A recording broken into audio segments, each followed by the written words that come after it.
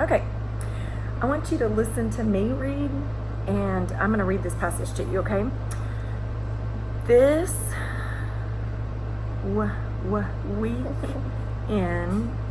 weekend, I went apple picking with my family. My favorite fall activity is apple picking. Thumbs up or down? What do you think? Could you understand what I was saying? What do you think? Did I read good? Not so much? Okay. Now I want you to listen to me read it again, okay? This weekend, I went apple picking with my family. My favorite fall activity is apple picking. Thumbs up or down? Is that better? Okay, good.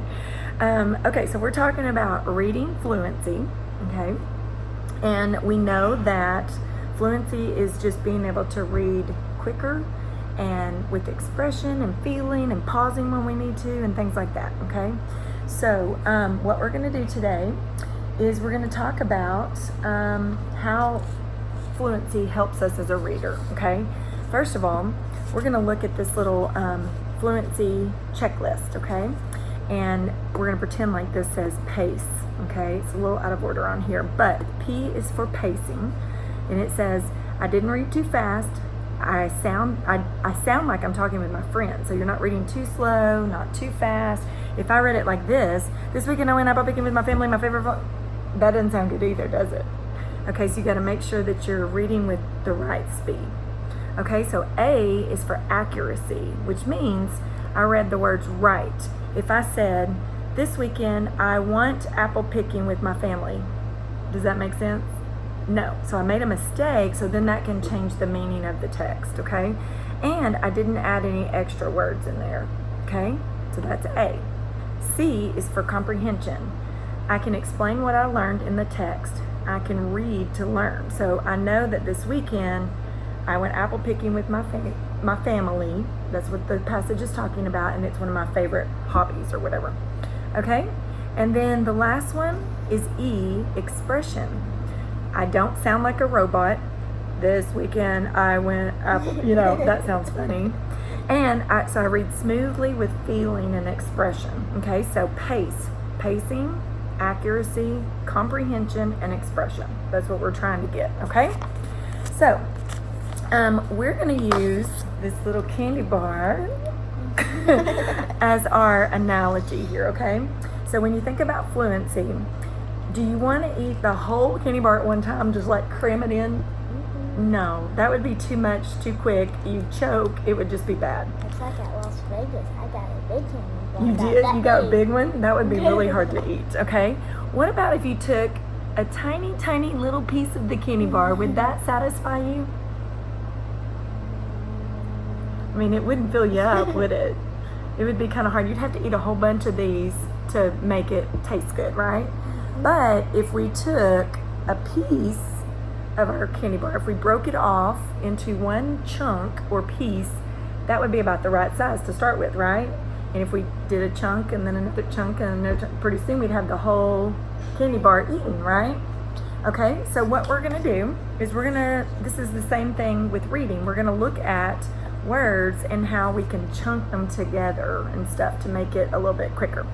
So, for example, okay, we have the word here, okay, and it is broken into letters, okay? So if we sounded out all of these letters, k, a, m, p,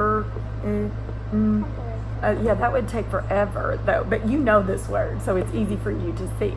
But if we had to sound out every letter, it would take a while, and then somewhere over here, we'd probably lose what we were doing back here, so the word wouldn't make any sense. So if we chunk things, we do it more like this. And I'm going to show the camera. So it would be more like comprehend, shun. Very good. And so it's a little easier to read in chunks than it is to break it into little bitty tiny pieces like that, okay? And sometimes the whole word, if we look at it, can be a little overwhelming. Okay, so it's the same thing with the sentence. Here's a sentence. It says, the next morning when he woke up, he opened his eyes and inhaled. So what we're going to do is we're going to take this sentence. Are you okay? We're going to take this and we're going to chunk it. We're going to break it into parts that make it easier for us to read. So anytime we chunk, we're going to use these slash marks. So this is a slash. That just means a slight pause. If we come to the end of a sentence where there's punctuation at the end, we're going to put 2 slash marks. Okay? So the next morning, pause. When he woke up, pause. He opened his eyes and inhaled. 2 pauses. Does that make sense? So now when I read this sentence, the next morning when he woke up, he opened his eyes and inhaled. So every time I come to a slash marker, I'm going to do a slight pause. And then when I come to the end, I really want to take a longer pause before I go to the next sentence. Does that make sense? Okay, so what we're going to do is we're going to look at a passage that has already been kind of chunked for us. Okay, and it doesn't have the slash marks, but it's been chunked into pieces. Okay, and so I want you to look at this passage and I want you to read it going down this way, and I may stop you before you get to the end, but if you'll start here and just read it, and you remember you're trying to think of your checklist.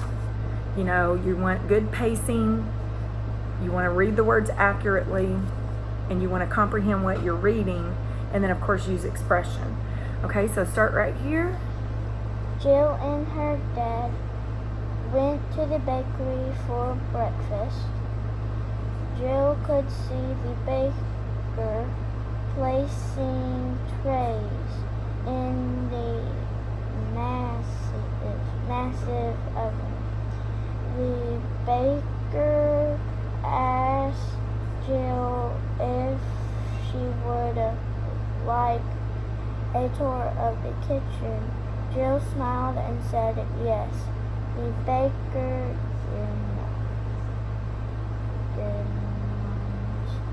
demonstrated Pretty good.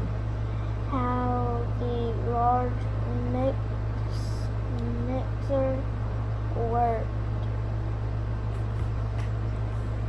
Showed them the oven and the huge baker's preparation table. Then the baker told them how he combines the ingredients to make the dough. Good. Stop right there for just a minute. Okay, now you had a few hard words in there. So we're going to go through and we're going to look at those hard words, the ones that you had the most trouble with, okay? And I noticed that demonstrated, you were able to figure that out. Preparation, those are big words, and we kind of have to chunk those words, right? And it looks like you were doing a lot of that. What about this word, massive?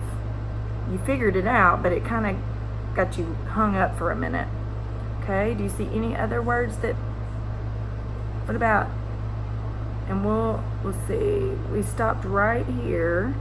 So we're going to do combines, and then what about this word? Ingredients. Okay, so when you get to those words, just try to remember demonstrated. Try to chunk it. And then same thing with preparation. Okay? Combines. So you don't have to do you don't have to break it all apart, but just chunk it. Okay? So this time, I want you to go back and I want you to try this again. And I don't want you to stop until you get to the end of the line. So Jill and her dad went to the bakery for breakfast. Okay, does that make sense? So you don't want to say Jill and her dad. You're not pausing here. You have to wait and pause at the end. Okay, so try it again. Jill and her dad went to the bakery for breakfast. Jill could see the baker placing trays in the massive oven.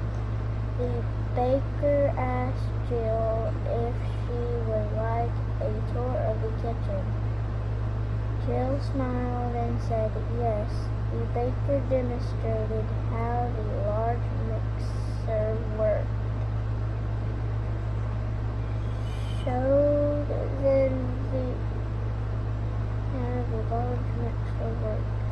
them the oven and the huge baker's preparation preparation table.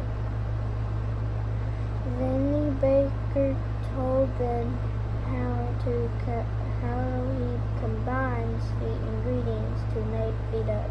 Stop right there. Good job. That was so much better. You started out really good. And then right here when you got to showed them the oven I think kind of tricked you up a little bit.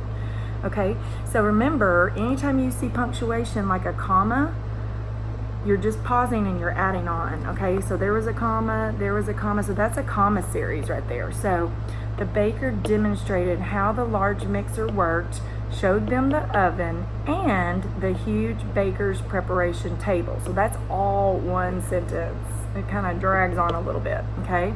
So let's start right here where it says the baker demonstrated. Can you read that sentence and try to add all of that together until you get to the period, okay?